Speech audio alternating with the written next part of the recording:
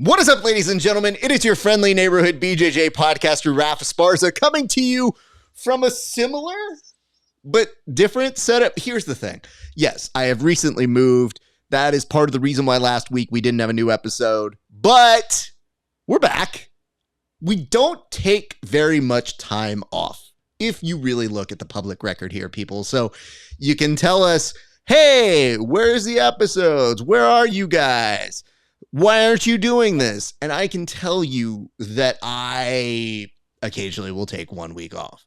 Now, it just so happens that was a week that our good friend Tim Freeman also needed to take off. But Tim, how are you doing, sir? I'm doing great, man. Listen, if you are locked up in the Burbank ICE detention facility right now, Raf, I'm coming to get you. You just got to say the word, give me the signal, blink twice, and me and the 10th Planet boys are going to come bust you out, my man. Congrats I will tell on you the new digs there. Thank you for that. I will let you know that by and large, I am pretty anti-ICE vulnerable just because of my voice. Like, if you listen to my voice, you might look at me and think like, I want to put him in because, brown. Just literally ask me to speak a little bit of Spanish and I'm not going anywhere into detention. So like, no, he's a whitey. Pass him. Nope, he comes through. Damn, didn't get this one. I thought we had a shot here. Tim, I noticed we're twinning today. I didn't plan this. This is kind of odd. Oh, yeah. I appreciate you putting the support of this. I will be honest with you. When you are moving, you basically look around and see what clothes are available to you. And I have to tell you, the stuff that was in the immediate, hey, this is going to be available all time, is all Grappling Hour merch. Yeah, I'm pretty much the same way. I have way too many jiu-jitsu t-shirts, way too many, 5 drawers full. So every day it's like, pull one out. Oh, I'm wearing this one today. So today it was Grappling Hour, and it was perfect because I had the thought like, I'm going to keep this one clean because we're doing the show later in the afternoon. I'm not going to get my egg yolk on it. It's just, I don't need, you know what? If the Opus clip can hear me, clip the part where Tim is like, I'm going to keep this one clean so that when the next set of allegations come out, we can just go straight to that clip. Okay. We've been gone for a minute. I just have a few things we need to cover before we get to the board. There are obviously some topics up there. The number one topic has to be obvious to everybody in the jiu-jitsu community. And yes, we will get there. But let's start with this. While we were gone, Tim, there was somebody who put out a statement that was so terrible that it made me have to revisit it. Even though it feels like the community has moved on from this statement, I have not. This statement was so horrific, and it is a warning sign and a warning shot to anyone who ever uses ChatGPT to write a message, especially when there are important and very serious allegations that they are responding to here. So, Tim, what was your initial thought when you saw Duarte's clearly ChatGPT assisted note go up?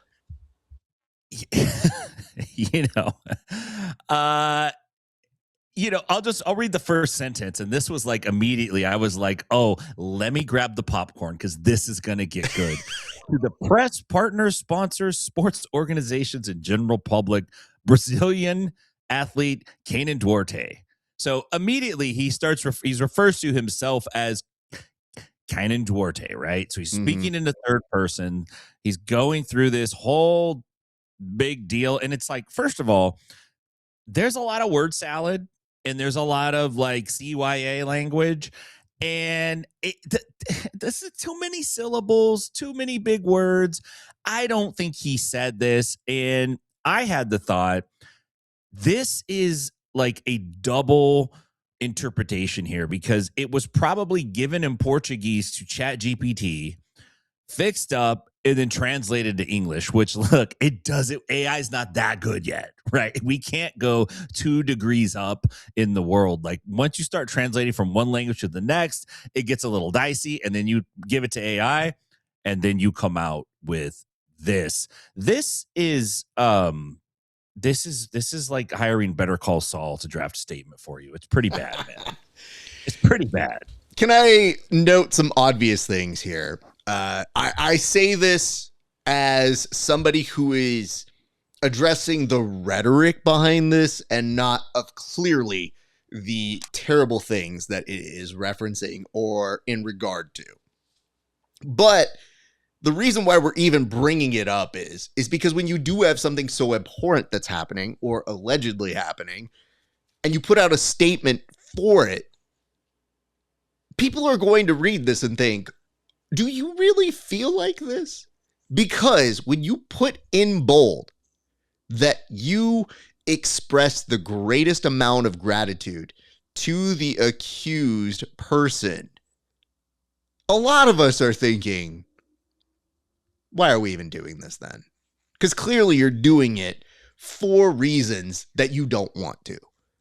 So anybody who's drafting a statement in the future, if you're breaking from some sort of party or affiliation, you don't have to express gratitude. In fact, here's a hint, you can do that in private and say, hey, just so you know, I'm putting out a statement, but I express my deepest gratitude, but I have to politically go somewhere else. Because to the rest of us, it reads like, I really don't want to have to do this, but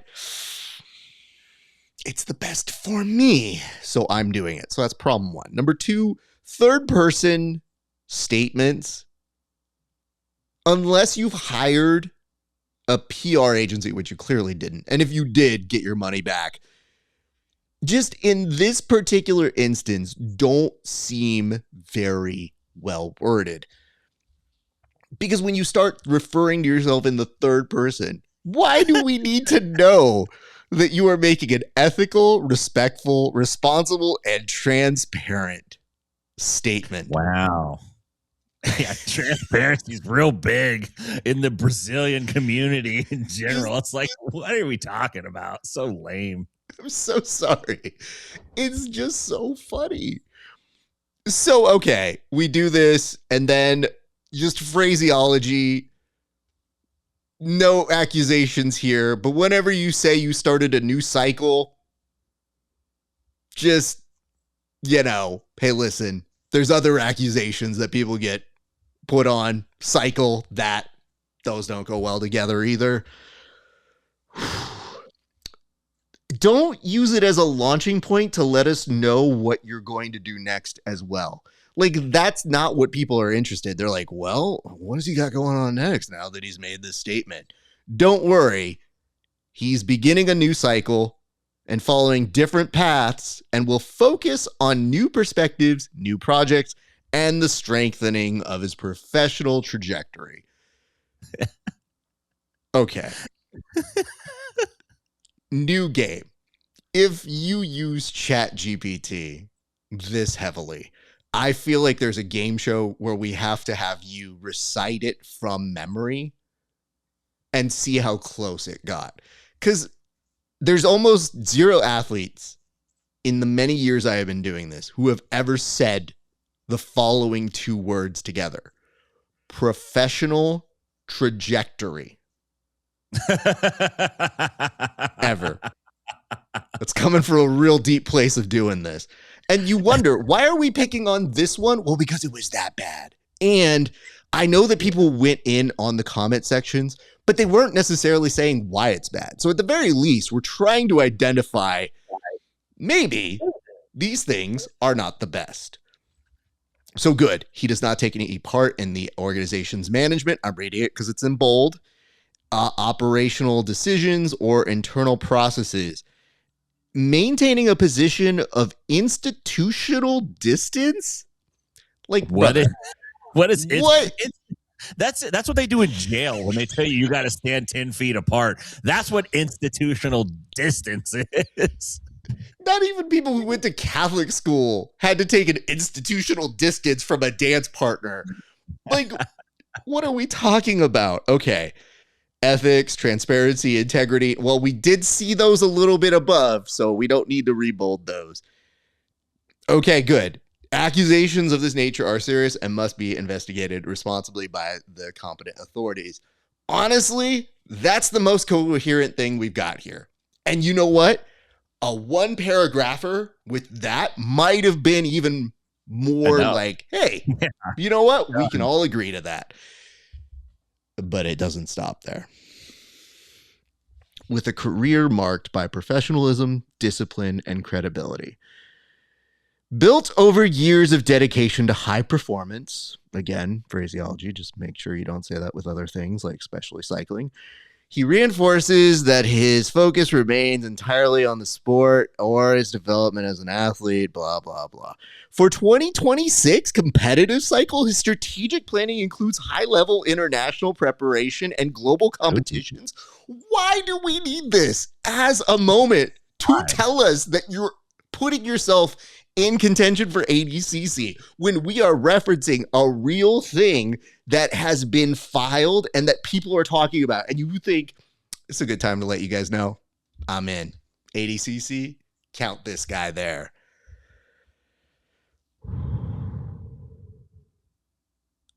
Great. I'm glad we know it's in Poland as well.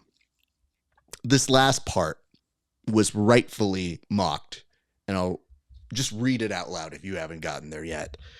This statement is institutional, preventative, and informative in nature, aimed at ensuring public clarity, image, preservation, communication responsibility, and legal security. Oh. There's not even a best or a regards or a with love or cordially at the end. It's just Duarte, professional jiu-jitsu athlete. So here's what I would tell you guys. And it might seem like we're picking on him here. Probably it does come off that way. But I really do hope by making an example of this terrible statement, we don't see this in the future. And really, if you don't feel compelled to give us a reason why you're leaving the whole organization, that is your choice. There are a lot of people who are going to say, but they were good to me. Okay. We don't know what these accusations mean. We don't know exactly what did really happen. But by and large, just if you're going to make a statement like this, just ask yourself, what is the purpose of it? And if the purpose is to tell us that you're doing ADCC at the exact same time, maybe separate those into two different posts. Because this, whatever word salad it jumbled out into, is trash. And I don't ever want to see it again. So, you know, this reads as if like Dr. Evil wrote it. And it was, or, you know, like Mr. Han from Enter the Dragon wrote it and it was read. And it's like, this statement is institutional. He tells you the whole point of why he wrote the statement in the last paragraph. Unfortunately, I think that was the part that you're not supposed to say out loud. No, that's the part that the ChatGPT tells you, hey, this is what we accomplish with this. Whatever you do, don't copy and paste this into the actual statement. Oh, you did? Oops. Yeah. Congratulations. You did put me on a different thought process here, though, Tim, because this does sound like a Dr. Evil note. You're right. It does sound like James Bond has shown up. And it's like, hello, Mr. Bond. I see that you are being ethical, respectful, responsible, and transparent with your power. But I ask of you, have you thought about the following considerations? Especially with this 2026, the year of the ADCC, in which I will also be participating this year, and maybe you, Mr. Bond, will be there in Poland. I hear is a great place to be this world stage. Come. Hold on. Is it, what season is ADCC? Oh, yes, this fall. And I hope that you do not fall far from your own goals, Mr. Bond. Nice job. That is the vibe I got, Raph, when I read it. I pictured number 2 handing it to Dr. Evil and Dr. Evil reading it and then just skirting off. You know what I I mean? hope you don't keep your operational distance from me, Mr. Bond. My high-level international preparation. All right, let's move on. Anyway, I hope you guys were as entertained by this discussion as we were pretty angry that it exists. And listen, get mad at us all you want. We are doing a community service here by trying to just say, don't put out stuff like this. Those are the deep thoughts that people have. And I'm guaranteeing you, we're not even meaner than most of those comments I read, because most of those comments went in on this in a way that even I was like, yikes. So there be it. So let's go back to the board. We do have some things to discuss. And in case you didn't actually check out our main question of the week, we did ask people, how long do you think this Gordon Ryan retirement is going to last? For the 5th time in as many years, Gordon Ryan has announced his retirement. The real question, will this one stick? Tim, we'll start with your response to that question, but also get your general feelings about Gordon Ryan announcing his retirement. I mean, general feelings. Look, I got to look at it 2 ways. Is a competitor, Gordon Ryan is absolutely fantastic to watch. He's great at jiu-jitsu. By far, there's no way you can doubt his skill set on the match. Gordon Ryan really, really, for no-gi jiu-jitsu, really made a significant mark, man. Like, that's 100%. You can't deny that. Personally, you know, he's a very controversial figure. Some stuff he says I'm okay with. Some stuff he says I'm just like, bro, better left unsaid. And then some stuff he said I'm just like, dang, dude, you're crazy. But beyond that, you know, of course it's going to be a big deal. He's still a young guy, and this is the thing. He's had ongoing stomach issues. He cites those in his statement that he's going to retire. But curiously, like right before that, he was talking about potentially competing in ADCC in 2026. So who knows? I don't know. This could be a negotiation tactic. It could be many things. We just don't know with this guy. He still has a lot of gas in the tank. For sure, if his health is good, there's no reason why he can't compete. We know he got interested in MMA a little bit. I don't think he's going there. He might be feeling the stress of trying to actually manage and operate a team and a business at Kingsway there, which is a whole different animal, right? That's not the same thing as being great at jiu-jitsu. But outside of that, man, you know, I had a great time covering him, watching his kind of rise. I mean, Raph, you were there just as well, man. We remember when Gordon was a skinny kid. He was in the background. Gary and Eddie Cummings were kind of the big stars of that Danaher Death Squad until Gordon had the chance to step up and did fantastic at the EBI Absolutes, and then eventually went on to become the Gordon Ryan that we know. So, you know, great career, man. If he never comes back, then he had a freaking outstanding career. And I hope he finds peace and happiness in his life. I think that's probably be my big wish for Gordon Ryan. For sure, that's not happening. If anything, I love you, Raph. You're so nice, but there's a side of you also that's like, nah, it's not gonna happen. What are you talking about? Like, this dude now has more time on his hands to bitch about everything that we can't even concentrate on congratulating him for an incredible career. Focus on me. Let me just put this out to you. I've known Gordon for a long time. He is an incredible jiu-jitsu talent. Now, there's an ellipsis there because of the obvious things. He posts so much on social media. And I say this because a lot of us post stuff on social media. Sure.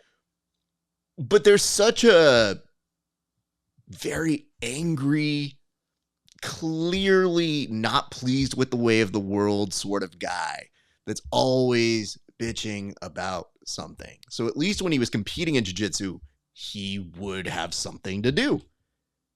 Now he's not. Have you seen a retired person? Do you know how much more time they have on their hands to then do what their hobbies are? Well, it doesn't seem like he's found another hobby, so his hobby is just shit posting. And that's the part that makes it very difficult to say, oh, I'm looking forward to him enjoying his well-earned time.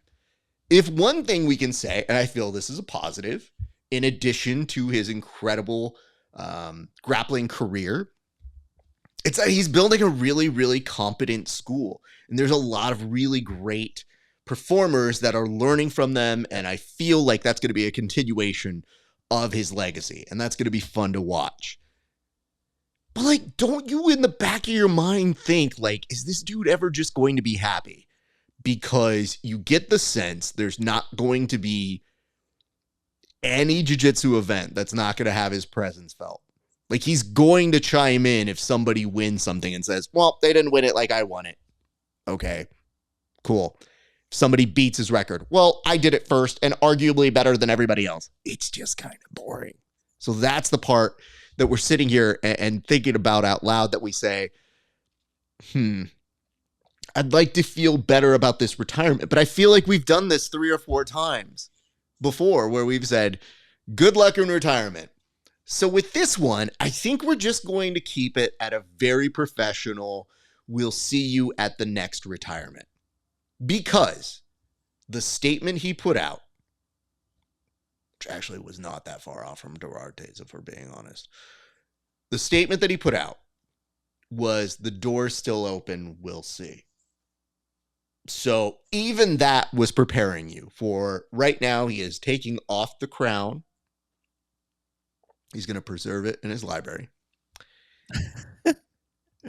And maybe that's not the way the story ends. Maybe it is. It's hard to tell. I just feel like somebody, if they get close to beating his record or becomes an actual threat or somebody who is making an interesting case, there is a high likelihood we will see him back.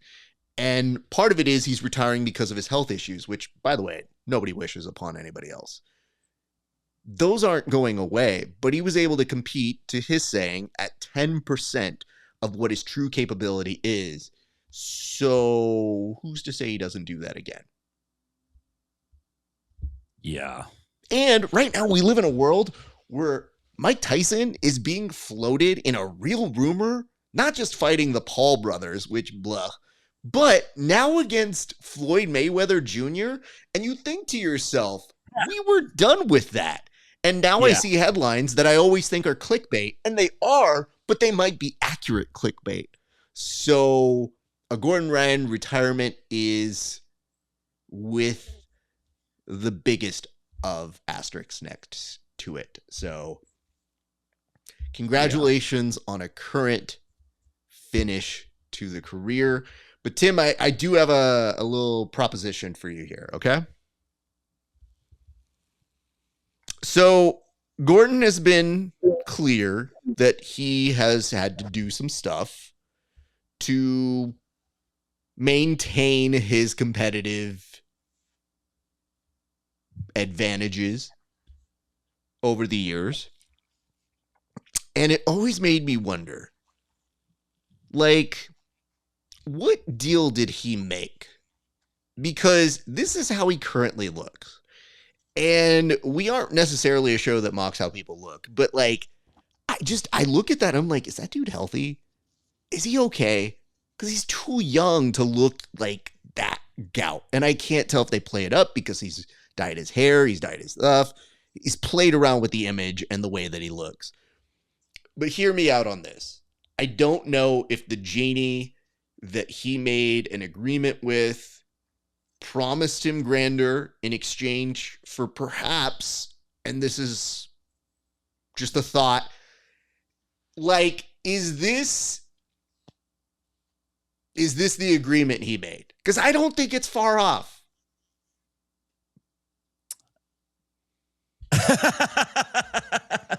I mean, that's where we're headed, right? Like, we're moving in that direction very strongly. That was great. I I don't know what I don't know if he's not taking the anti-aging medicine. I know that.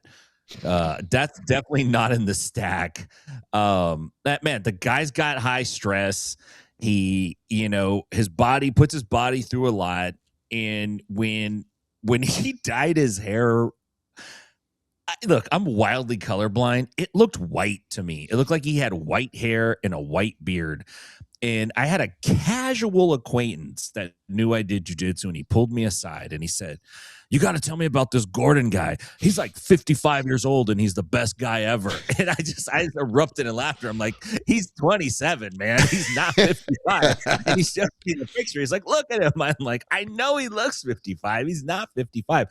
I don't know, man. He has like reverse Benjamin Button. Like, he's aging fast. I don't know. Who knows, man? Let me just say this. If you need a better reference point, Tim was talking about this and he's like, "Hey, my son saw you do a commentating gig with him." That was what, 2018, 2019? I want to say 2019. I don't look that different. You don't look, to be honest, Raf, you don't look any different than like the day I met you. You have not aged. You're not aging, dude. I'm just timeless. That's a very different thing. Bro. But I'm just saying, if you look at me and him in those things, I will look like a vampire. Right. And I don't, hold on. Egg, listen. I'm going to put this one up first. And this is just a good time to remind people there are some allegations that are out there that are near impossible to cover for Gordon. There are some unfortunate statements that have gone back and forth between him and Craig, and it's really tough to figure out how to discuss that one in a, I guess, competent and comprehensive way. But I can tell you a few things. One, when you are responding to a 15-year-old, there are better ways to respond. I think that's pretty clear from that situation. And two, I do feel like sometimes there are just flippant responses that matter a lot to people.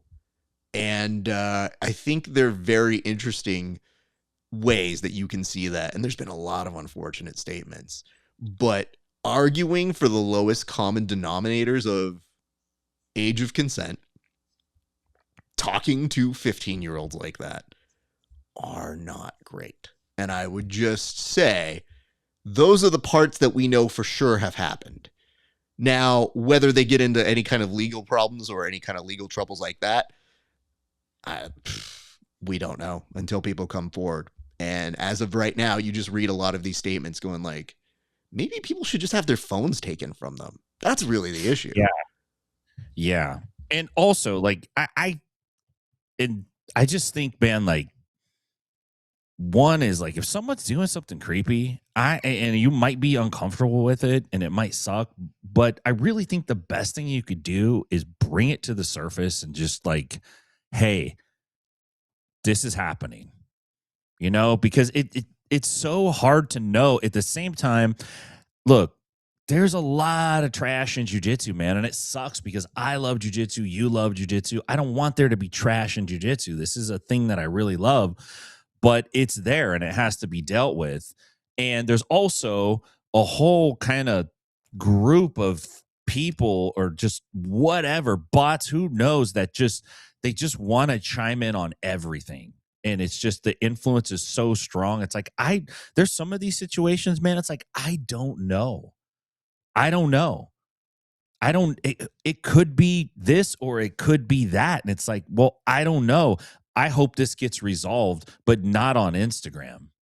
It's like, damn, this is not the place to resolve it, but I guess we can't help ourselves. Do you bring that on yourself if you're somebody like Gordon that's always online, always getting entangled with people? Then it's like, eventually somebody's going to come for you. I mean, those are just the ones that we see in public. I feel there are a lot more unfortunate statements that are out there, and there's a push-pull here. Thank you, Egg, for making it very clear about this. I was wondering what your position might be when you had earlier typed this out. The answer to Gordon Ryan retirement is, who cares? Which people kind of do, so it is newsworthy. Tim, in response to your question, here's what I would say. I feel like it is a natural progression for somebody who is competitive and never likes to lose to extend that into this DM warfare. That is why people feel like they need to crush somebody. They need to show them. It's a form of argumentation. The unfortunate part for Gordon is he is not as talented at online argumentation as he is at jiu-jitsu, but he does believe strongly he's pretty close at both. And what ends up happening is if you're a 15-year-old girl who gets that message, you're like, this is weird. And I don't think she's wrong in that instance. But the real question is, did he do something that was an assault, or was there something that happened? You know, those are very, very difficult things to tell from a conversation like that. And the internet then puts it on trial. A lot of us look at it. It's very difficult to really tell anything from that situation. But you do believe, like, hey, man, if somebody brought this to your attention, you'd like to think you'd be better about it or smarter about it and saying, oh, yeah, that's not at all what I meant. What are you talking about? And you would leave it at that. And it feels like in some of those situations, there's just a deeper dig that then gets weirder and weirder. And it becomes like this own story that you start reading and looking at and going like, this has nothing to do with jiu-jitsu anymore. Jiu-jitsu was just the catalyst where they met each other or they saw each other. And now it's legitimately disgusting. And you're having a real discussion of saying like, well, what about the real victims? And you go, oh my God, I don't even, what? Where did all this come from? I'll tell you, Craig actually posted up a video that went into detail of just the text receipts. And it was a 40-minute video. Who's got time? I don't know, but he put at the very beginning, he's like, hey, these are all allegations. This is us being safe about it and saying these things. And if you have a video that's 40 minutes of just text exchanges that seem unfortunate, it sounds like it's a pretty bad case where people are still giving you the benefit of the doubt. Maybe that's a sign your online interactions are not the best, because they're not even getting into the stuff that's alleged fully with evidence. They're just going into the text change that seem to say these aren't smart things to say out loud. So there you have it. I feel like we'll still end up having news at some point bring out about that. Yeah. But let's put this. It says, will not mention any topic out of turn, even though I don't see the most important topic. You know, Egg, there are other things that happen in the world of jiu-jitsu, and we do extensively cover all of jiu-jitsu. But not the most important topic. Okay, fair enough. Let's move on to our next one. Hold on, this motherfucker. I was trying to play Egg just so he wouldn't have to like do it again, but he did it. He did it. Let me point this out. If you are going down the same pathway Duarte did, you're conflating two things into one, which is, I can't believe it's taking you this long to get your second bullet point. But while I'm here, I'd like to let you know that I am putting my hat in for ADCC. And there's 57 minutes until the next Egghead Scramble, which, by the way, Brett Moyer is on. And you would already know that kind of stuff about him if you were like somebody who watches my show on Patreon. We already have an interview with him. It's all good. Totally. Do your interview with him. It's going to be great. Anyway, he did say I was the best interviewer in all of jiu-jitsu. Just saying. In the whole world. That's all. No big deal. Let's go to our second topic. Second topic is that, hey, it looks like when bad things happen in the sport, we just announced there's going to be a Grand Prix. Like, it feels like the wash-all. It's like, hey, you guys want to have a pizza party with a Grand Prix? Tim, what can you tell us about the just recently announced Grand Prix and who are the participants in it? So the beloved IBJJF has announced a no-gi absolute Grand Prix for 2026. This is scheduled for February 26th. Look, it's a $50,000 grand prize, which is pretty dope. And there's some big names in this tournament. We got guys like Diego Pato, Michael Pixley, Javier Barter, Victor Hugo, some Pedro Mourinho. Like, there's some big matchups here. I'm just wondering this. You know, the IBJJF has been running no-gi events for a minute, and I don't want to, like, I'm not trying to throw shade on them, but just to me, and when I talk to competitors, I talk to athletes, the IBJJF no-gi scene, they do it, but it's not really considered to be like, man, I want to get that, right? Of course, 50 G's is 50 G's. Everybody wants 50 G's. My question is this enough to like move the needle in the no-gi world? Are people really paying attention to this? How do these guys get invited? Like, do you have to earn points in the opens, or is this just literally like a straight promo that they ran out there? And what's the production going to be like? Because traditionally when you watch an IBJJF event, you know, it's like, all right, but you know, it's going to be on flow? Is it going to look like a standard IBJJF event? Or are they going to kind of produce this up a bit? But does it move the needle, Raf? Do you think this gets a bunch of eyeballs, or do you think it's the standard IBJJF type of viewer or fan that's going to tune in and pay attention? Uh-oh. Those are loaded questions. Well, it's an event and it has a lot of money going for it. And I think those are good things. Will I remember it's on? Ugh, I usually don't. And I have to tell you, that's part of the IBJJF's big problem. They make these events to now say, hey, we give money out. Come on. But the tune-in factor for IBJJF is, are you competing in it? And do you have a passing interest in these 8 people? And I don't even know, Tim, and you could tell me if I'm wrong on this, I don't even know that these 8 athletes ever do any real promos for them. I feel like they just put up a story that goes, hey, catch me on this. There's never been a piece of footage that I've seen that documents their story, that gets us involved. It's just like, hey, we're putting this on because you guys kept complaining we don't pay them. So here, we took $50,000 out of our dumb budget that we charge people for, like their member fees or something. Are you happy now? There it is. I want to be excited about this, but I don't feel the IBJJF is in the broadcast business. I feel like they're in a business that provides content for Flow Grappling, but I don't even know how invested they are in this money that they're putting up. And they have really good talent. And maybe it's just too much work to do that, but I'm like begging for something to make me interested and remember, because so many times it's the end of the weekend. I'm looking at my stories and I go, was that this weekend? And I completely forget. And I just feel if you're putting the money out there, what are some things that you could do that would make people more interested to see that product? Because why not? Like, it's a viewable thing. It should make us excited. And I really do feel like outside of those incredibly talented people's academies, I don't know how much we really want to tune in to see it.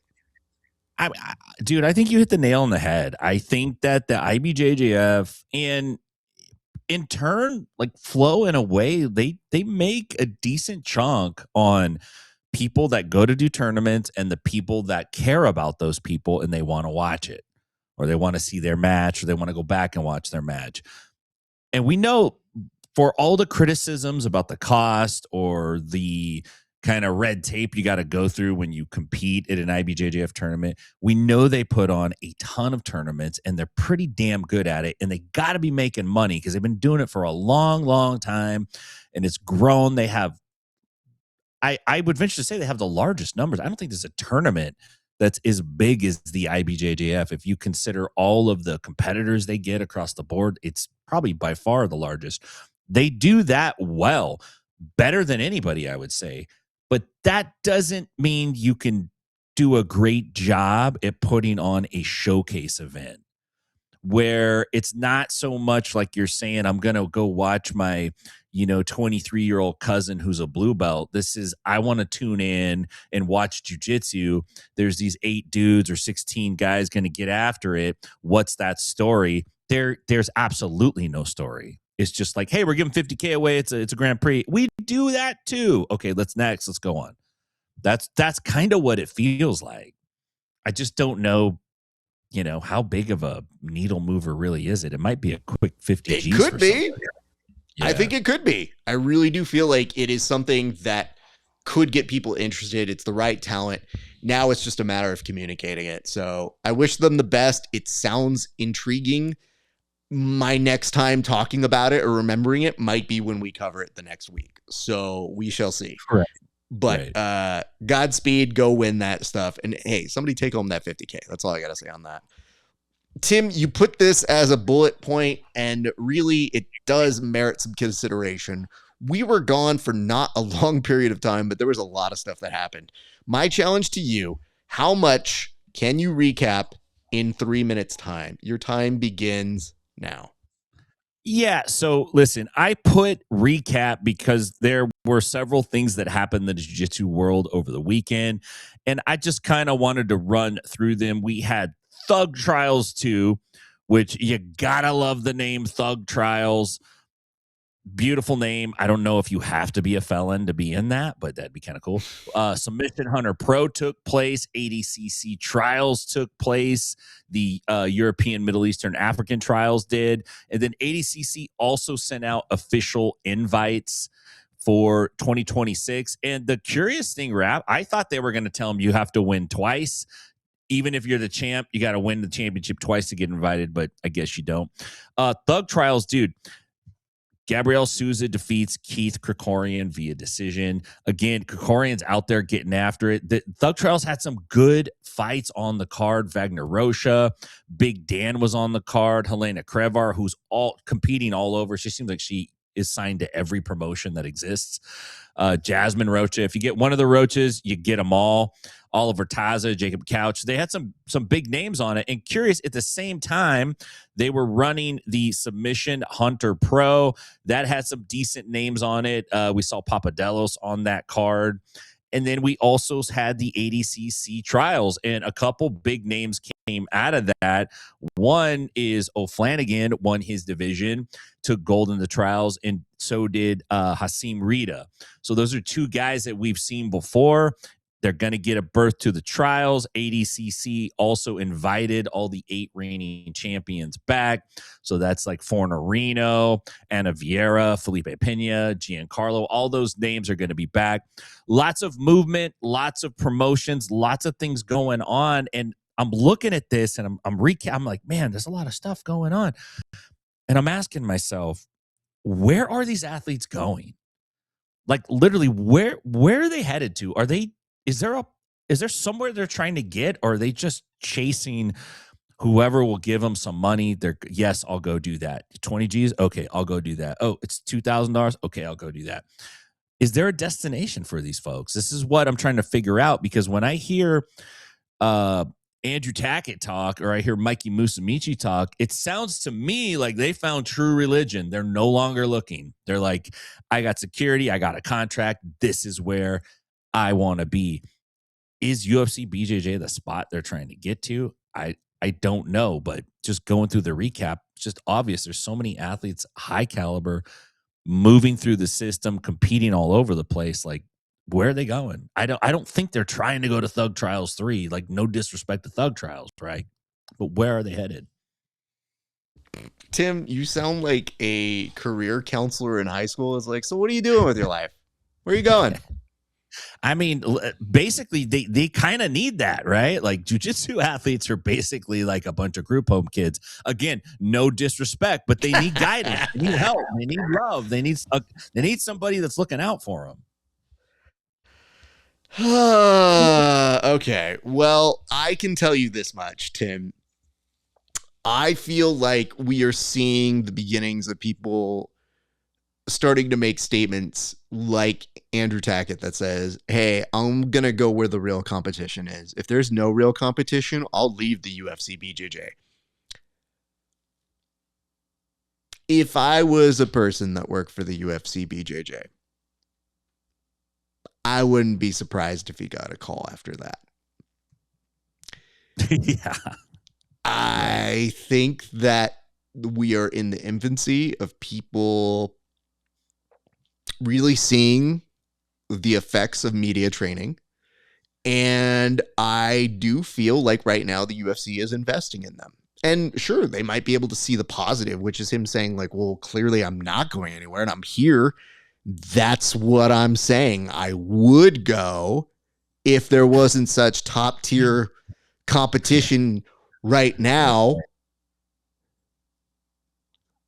that is happening currently, and that I'm very pleased with my contract. I feel these are the growing pains that happen. And he's welcome to stay whatever he wants to. It's just the one good thing that comes from all this is there is a little bit more of an open market where people can kind of figure out where their worth is. I don't know how long that stands because there's plenty of people in UFC BJJ that I think are very interesting people for matchmakers to have some fun with, but I don't know how much they're extended to do. And now that we're in an ADCC year, if you're really talking about these competitors, I think a few of them, you might see them get a little burned if they are only with, say, Flow Grappling or UFC BJJ, when they need to get in those reps at a high level for a major ADCC year. And let alone the fact that we're hearing rumors there's going to be another Craig Jones Invitational and that a date will be announced soon. The question is it before or after ADCC? So I don't assume it's going to be September, but is it August like it's traditionally been? Or, as Craig has alleged, they might go after ADCC this time. So does that mean October, November? God, don't make it December. But yeah. I think those are real questions that are going to be on the table now that we see incredible talent kind of getting split all over the place. Yeah. Yeah, that's a good take. Just saying. And for the love of God, guys, just rep what you're at. Really, that's all you have to say. Andrew doing the extra mile of like, I mean, it's got to be the best, otherwise I wouldn't be here. And I go, brother, you don't even know who the hell you're fighting half the time. Right. Like, I want to give you that argument, but it is very difficult when it's you versus Shadow Man. And you versus Shadow Man doesn't necessarily read well on a fucking poster. You read very well, but you versus unknown entity tells us that there is going to be a large question mark. So all you have to do, even though there's going to be pressure on you, is just tell us why it's great and what you're excited about and who you'd like to see on UFC BJJ. And maybe that will get the people that you want that high tier caliber competition with. And I really do feel like that will go a long way. I think you guys acting as not only cheerleaders, but making those appeals for like, hey, are we talking to those people? Not just behind the scenes, but clearly in front of it, I think will really do wonders for elevating that talent. Because right now, the biggest claim UFC BJJ has, in my opinion, is they have created a very strong women's division and have put on some very, very strong women's matches. So I think they've got some bragging rights on being the best showcase for women's grappling right now, currently. I think you're right. Polaris is making kind of a push into that market as well. But I think when you're talking about like a big stage, I don't think it's out of line to say that UFC BJJ is a bigger platform than Polaris now. Yeah. And I mean, listen, Polaris now feels very at home now that they're back on Flow Grappling. So I think they're thinking more people might view their stuff. I think on UFC Fight Pass, they kind of got pushed to not being marketed or, half the time not knowing that there's an event there. I feel it might be a little bit better of a fit. And I think they're hoping that this is going to be an upswing for viewership for them.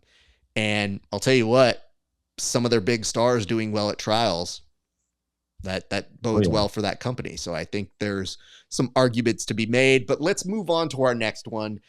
This is an interesting sort of quandary, because the main appeal of pit submissions is that it's supposed to be a little bit on the edge. Like, it's supposed to be something that makes you want to watch it, perhaps a little bit of a slightly controversial angle sometimes, or just something that's a little bit outside the norm. Because if it was the norm, why would you tune in, is seemingly the mentality from them. So imagine our surprise when their latest announced match and execution of that match garnered so much hate that the person who won it challenged his brother because his brother hated the fact that it went down. So Tim, what can you tell us about the very controversial but also very highly covered match that came out of pit submissions? So yeah, man, 100% on your sentiment about pit submissions. The draw is that you can see something wild. It's why we go to theme parks, because every once in a while somebody dies on a roller coaster and we're like, man, I just want to go cheat death once, I just want to go do it. It's a little bit of that, like, some shit's going to go down. So Zion Clark, famous documentary made in 2018 about him. This is an athlete who wrestled, who was born with a condition where essentially his lower body did not form, did not complete. And he wrestled, said I think he lost every match his first year of wrestling, but he kept wrestling, ended up with like a 33-15 record, which is highly respectable. Wrestling is super hard. This is a dude that literally doesn't have lower limbs to use. Had an MMA fight. We saw that. So he books a fight at Pit Submission Series 3 against, and I might mess up his name, but I believe it's Volker Walker, which sounds to me like Walker, but anyway. And this match, Walker, his specialty is the heel hook, and they're like, well, he can't use that. He takes his back, chokes him out, then gets on the mic at the post-fight interview, and he calls his brother Johnny Walker out and said that he wants to fight him because he disrespected him by not attending the match. Johnny responds that he could not go because he's ashamed of his brother for taking this fight against Zion. And there's part of me that feels like the person that should be celebrated right now is Zion. Like, talk about overcoming obstacles, getting after it, like doing everything that you could possibly do. He goes out there and does it.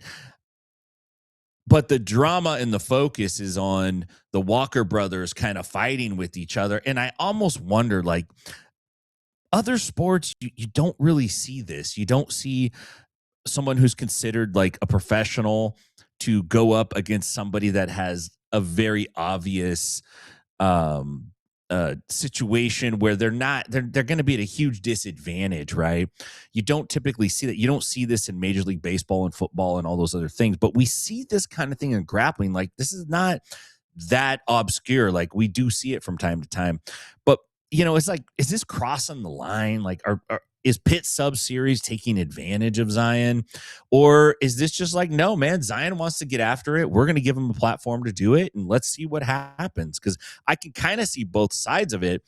I think it's ridiculous that Walker called his brother out on the mic. I think he should have given all respect to Zion, not mentioned any family beef, and not made it about that at all. Handle that business in private. That shouldn't be public business. That's my personal outlook on that. Why are you going to take the focus off of a cool thing that happened? You could have been couched in such a better way instead of getting on the mic and calling your brother out, right? So that part was absolutely ridiculous. Can I just say this, though? I feel like the brother call out is more on brand for pit submissions. Yeah, you're right. if it wasn't tied to this situation. Because if you're really thinking about this, and I think you set it up very nicely, what do you say about Zion? Like, this is a real competition for him that's treated as a spectacle. And I don't know how comfortable he is. I can't put words in his mouth.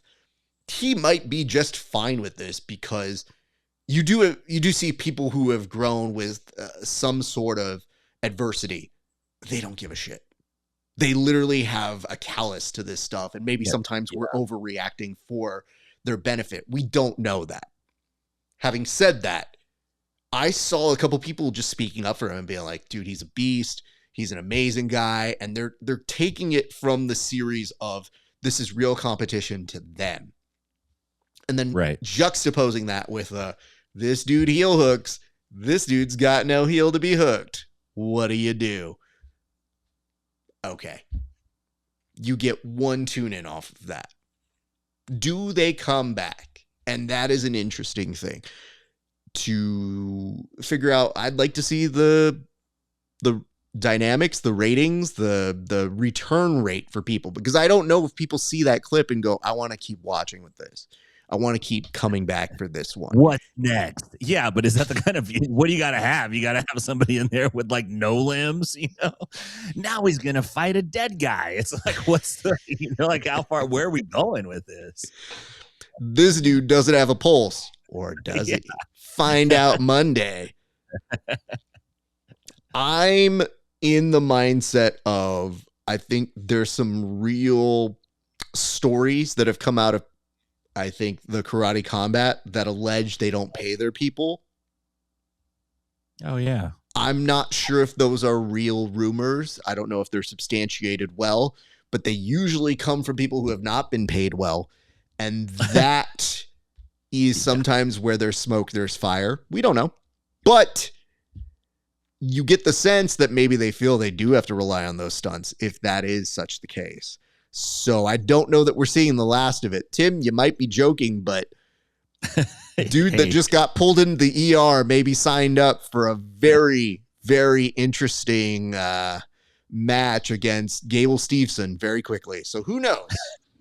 Right. We'll see.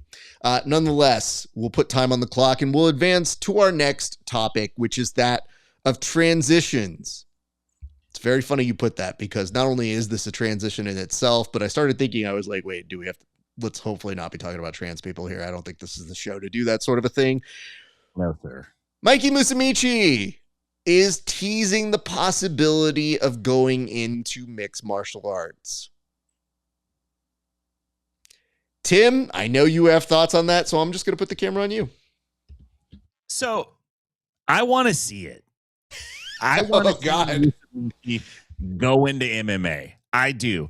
And I tell you, I might like him as an MMA guy. I might not mind it. The plan that he's alluded to is to go in at 125, which is he's decent size for 125. I just don't know if his jiu-jitsu is slick enough to handle a very well qualified mixed martial artist, because it is a different beast and the game moves at a different pace. The aggression levels are different.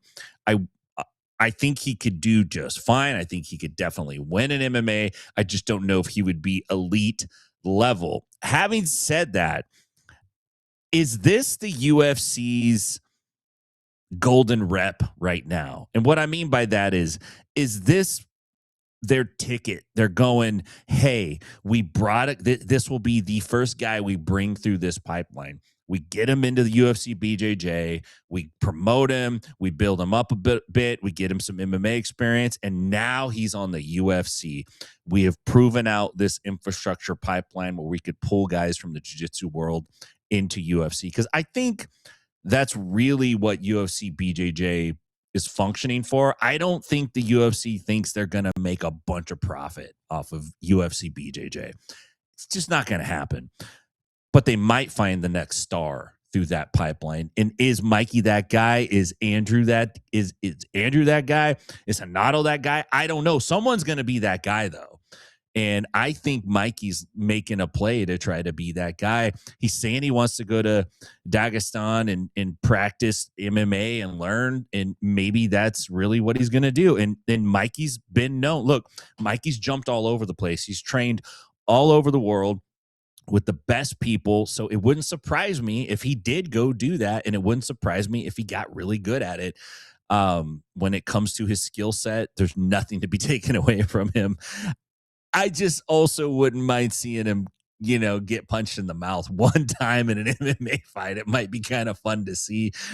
Having said that, I don't dislike Mikey. I don't hate him. But, man, pretty big move to transition from jiu-jitsu to MMA. Many a great jiu-jitsu player has gone to MMA to die. So, can I recreate how I think this news went over with the UFC BJJ team, Tim? Yeah, I'd love to hear it. Cool. So how about you play Mikey and you're announcing that you're going to make your way into MMA. Okay. Okay. Let me try to sit like one. Okay. And go. So I think the next thing that I'm going to do is I'm going to go into MMA. I talked to Dana, and it's like a really important thing. And I really think I could be good, I'm growing. I got my beard growing. A Dagestani now. Wait, no, hold on. You're doing great for us, kid. Didn't we just do a contract renegotiation with you? Thanks. Thank you. No, I mean, no, that's not what, no, hold on. Stay with me, Mikey. Sorry, am I talking too much? Sorry. No, let me talk real quick. This is important. Do you know that your contract says UFC BJJ, right? I mean, contracts say a lot of things, and I mean, I think it would say UFC BJJ on it. It's for UFC BJJ, right? Is it me? So if you did MMA, that would mean less time in UFC BJJ, and you're kind of our franchise star, Yeah. I mean, I could do both. I'm still the franchise star. I'm going to be like, imagine being UFC BJJ champion and UFC champion, 2-time champion. That would be like champ. Yep. Sure would. Right now. Sure would. We'd have to create a whole nother division. You know what? Craig, you're fine. Let's do that too. Why not? Fuck it. Let's just do it all. You want to do Muay Thai next too? You want to fight a tiger, kid? How about you fight Volker Walker? We got a big match lined up for you. I struggled so hard when I saw him at a press conference, just the clips. I didn't watch the full thing. With the UFC BJJ banner behind him and saying like, yeah, I'm definitely exploring the idea of doing some MMA now. And I go, what? No.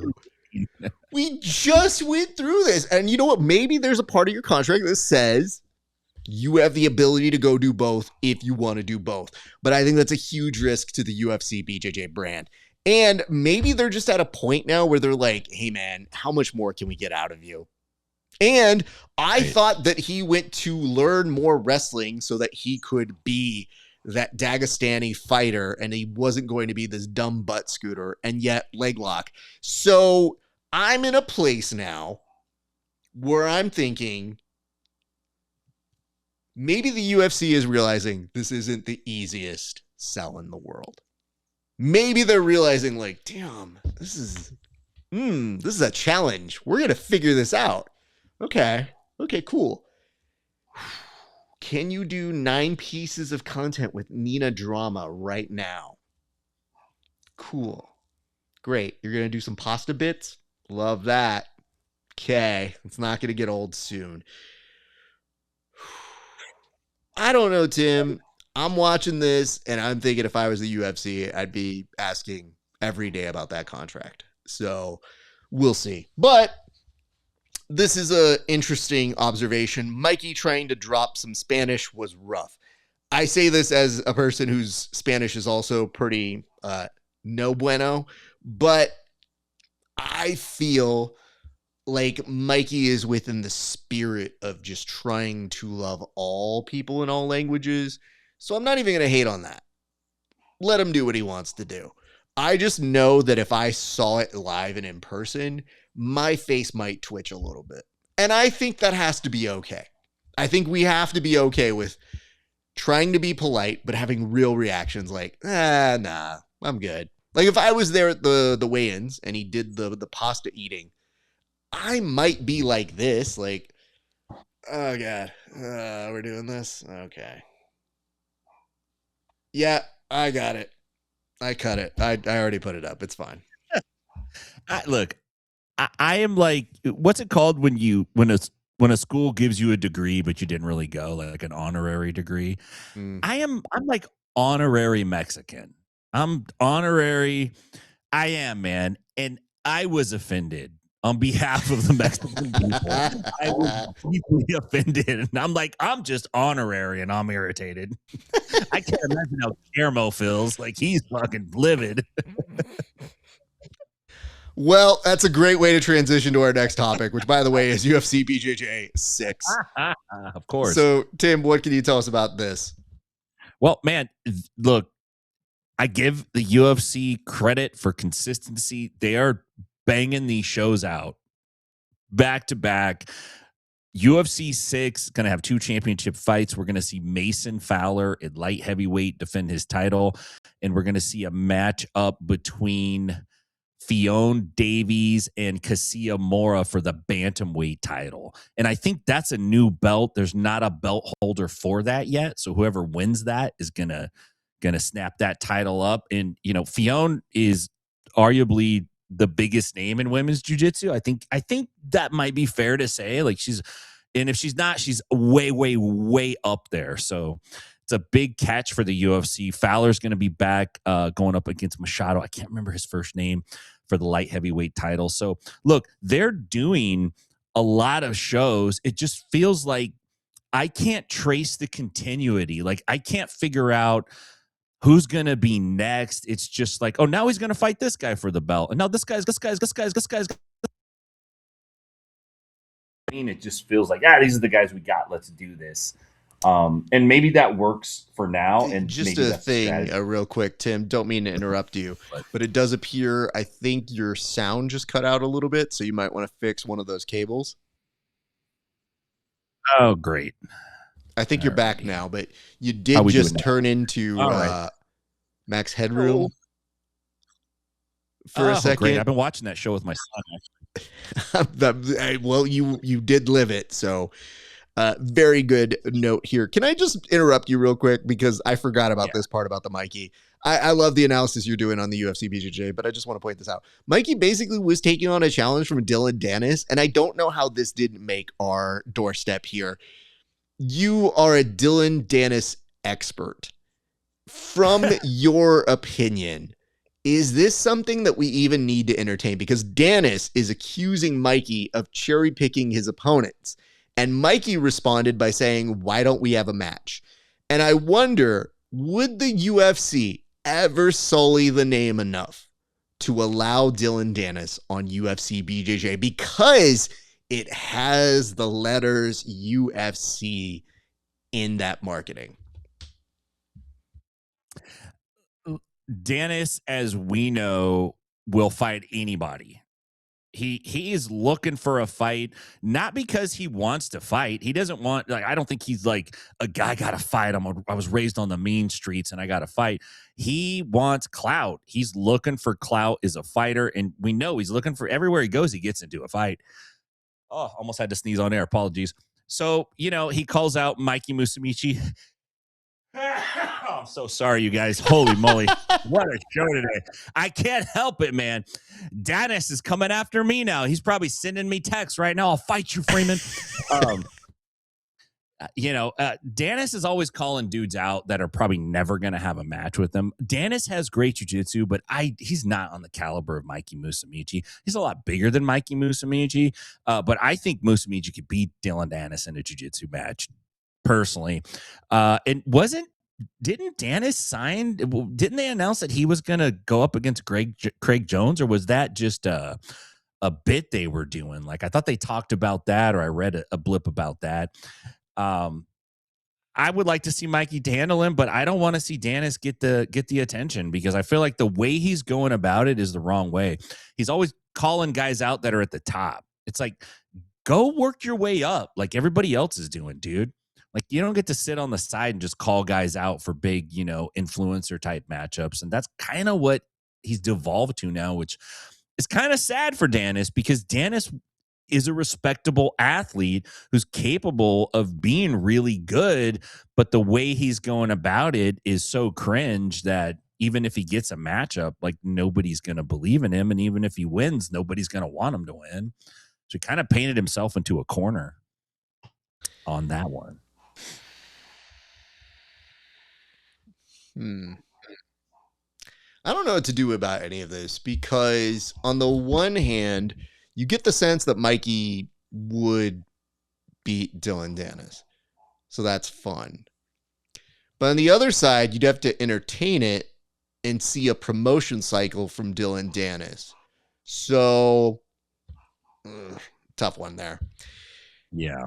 Then on the other side, we're talking about Craig Jones versus Dylan Dennis, which feels about a little bit more appropriate because, as you mentioned, Dylan Dennis has good jiu-jitsu, but I don't know if it's Craig Jones level or Mikey Musumeci level.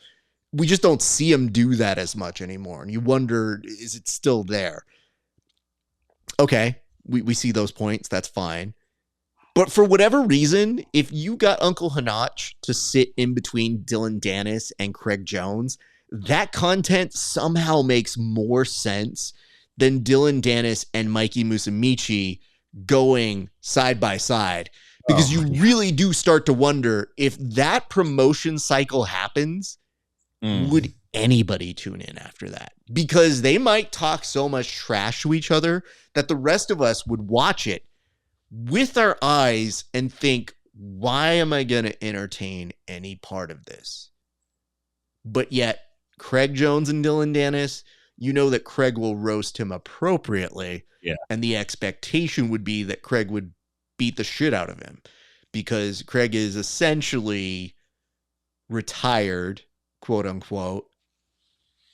So I don't know. This is putting us in a really bad fucking place. And you texted me and you were like, is this thing real with Dennis and Craig? And I said, oh man, I think it is. It looks unfortunate. I can't believe that they're putting that as the main draw. And if that is what's supposed to sell tickets, I am nervous about that. In fact, people will take money from charities if that is probably the actual main event of that event. Right. Yeah. All right. Well, I think we've discussed these things enough. It's about time for us to get to the fight of the week. So, Tim, what can you tell us about this week's low light highlight of the week? This is a fight that takes a very refined review. And what I mean is, on the surface, it's like, okay, that happened. But there's also a lot happening. This is in the genre of fast food fights, and there's only one punch thrown.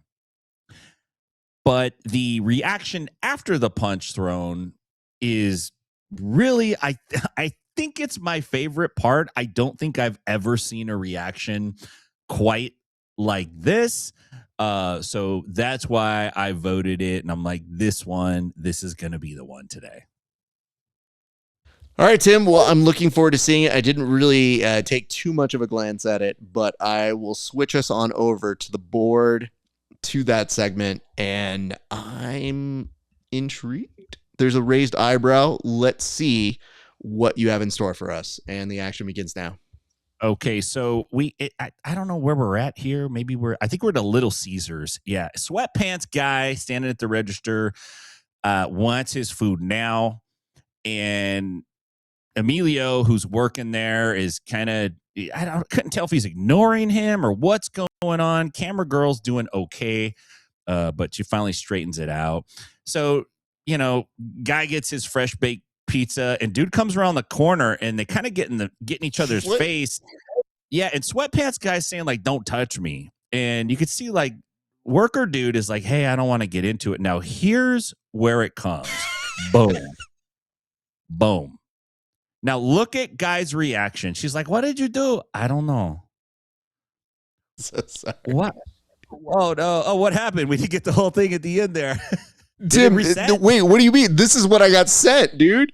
Oh no! So there's a little part where he just stands there and he puts his hands up and he goes like this. He goes like, "I don't know why I did that." Basically, she's like, "I don't know. Who cares?" He just walked off. Hold on. Let me make sure I've that. never seen somebody get knocked out like that. By the way, like straight knocked out with a Mike Tyson punch out uppercut. Yeah, Tim, that is exactly what I got sent. So I'm sorry. I would have had it fully ready, but it's okay. I have a take on this that I think is worth considering. Can I start with this? Just in case it's not clear, this is a segment that Tim produces and that I get sent. And nowhere is it more clear than the fact that it came from an Instagram video, because it has who reshared it still in the video at the bottom. Like it does. Where it says drop an emoji, I'm sitting here going, I can't. Oh, right. This is a screenshot video. Okay. So we have a couple notes here. The first is hot and ready means hot and ready, which, yes. And it says like a Pez dispenser. And we'll come back to that in a second here.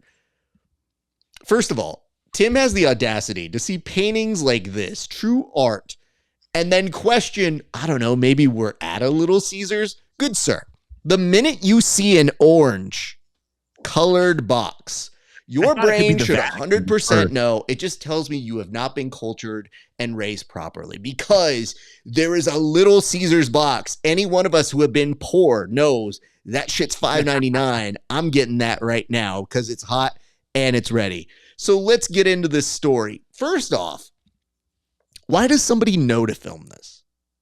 That's the part I don't get, because there's not a confrontation that's happening yet. So is this the friend of the person in the sweatpants who's like, hey, watch this. I'm about to show Javier behind this cash register what's up. Okay. So he takes this posture, and again, nefarious things are happening here because look at these angles. Or maybe you just realize he's just a customer that's being kind of a dick. But the dude behind the register is doing his job. Look at this man handing off the hot and readies so that somebody can enjoy their evening. Now, I don't want to place blame here, but what is this dude wearing? I know it has nothing to do with anything we're talking about, but what in the world is this? Yeah, I don't. That sweater has staff. These items on the sweater look like they're a collection of all the things in Super Mario Brothers 3. Nonetheless, we press on. As we advance it just a few seconds later, this dude steps behind the invisible line. You never step behind there. That, to me, is a declaration of war. The minute you go past that counter, I am allowed to throw hands, and yet the gentleman there does not. And in fact, I want to point this out. He even looks at him like, hey, bro, I gotta split some stuff right now. Can you get out of my way? And I got 2 more hot and readies. Why is the first thing this dude is going to try and do is choke slam him? And does it just like choke slam him comedically comes at him like a cartoon character? Or like, when Bart and Lisa used to choke each other, or Homer used to choke Bart in The Simpsons? That's how he thinks he's going to choke this man. And the dude basically shrugs it off. And Thea in the background, not amused, and walks away, Tim.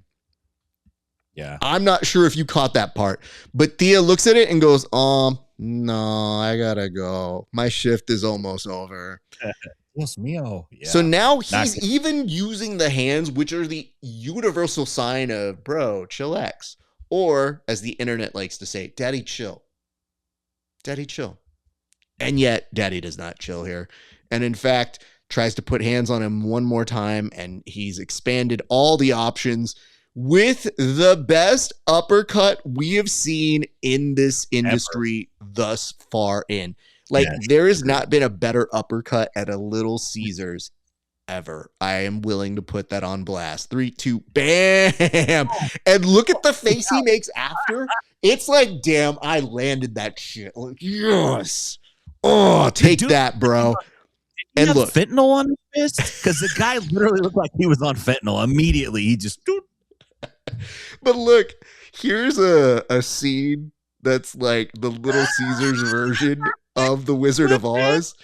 He got knocked out of his fucking sandals. Like, this is comically brilliant in the fact that there's just 2 feet hanging out. The sandals got knocked off the feet. And then this dude realizes, like, well, what are we going to do about it? I got to clean him up now. And the person who's filming it just knows to stand at ease and record. Oh, man. Tim, that was a good one. I appreciate you for that, sir. So, great work this week. And it says, hold on. It says, because World Star, thank you for that. And it says, it looks like some Grateful Dead merch. We got a Deadhead here. Look at that. I think, that's CJ. Oh, the producer of the Egg Head Scramble. CJ, God bless. If that is you, I don't know if it is.